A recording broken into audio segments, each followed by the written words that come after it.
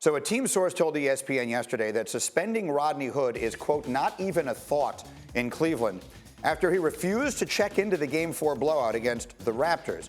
For more perspective, Ty Lue tried to put Hood in the game during a timeout with 7:38 left in the fourth quarter. It's not as though it was 10 seconds left. 7.5 minutes. Cavs were up 30, and Hood refused to go in the game. Now, our Dave McMenamin says that Hood, quote, feels awful and plans to apologize to the team. So take us inside this. You're a teammate. This is not something I feel like we've heard happen very often. Happening? No, and I'll kid you not. With like 4 to 5 minutes to go, I'm sitting there, and I was doing the game 3 and game 4, and I was like, see, why don't you put in Rodney Hood? Because in my head, I view this as stress-free minutes. Let me go out there. I'm going to call a couple plays for you. Maybe I get one to go, and you can carry that momentum.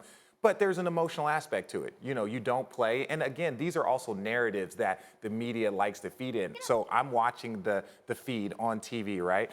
And Jetty comes in the game, who took his rotational spot. And as soon as he scores, the first camera goes to Rodney Hood to get his reaction, right? Like, and Rodney was cheering him on. He was being a good teammate. But the fact that, like, let's find this story. Is this story real or what's going on? And so I just personally think that for a guy like this, it was an emotional situation. He's happy that they advanced. You know, he wants to play better. I think first and foremost, he wants to play better. And I don't think it's that big of a deal because he's... It seems weird, though, right? It is weird. You don't think it's that big of a deal that a player refused to go into the game? But with it's also 7.5. left? It wasn't... Zaza's been coming in with a minute left, if at all. Like, that makes sense.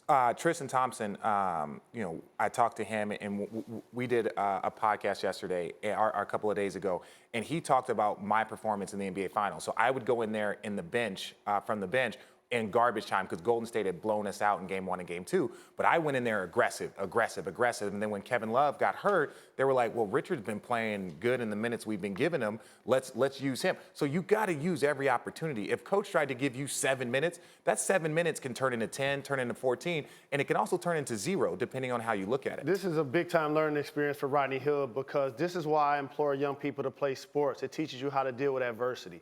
He got traded. It was a headline. He's playing quality minutes. People thought he was going to contribute. There was a point he was a starter. Right. So you go from being in the lineup to being all the way out of the lineup.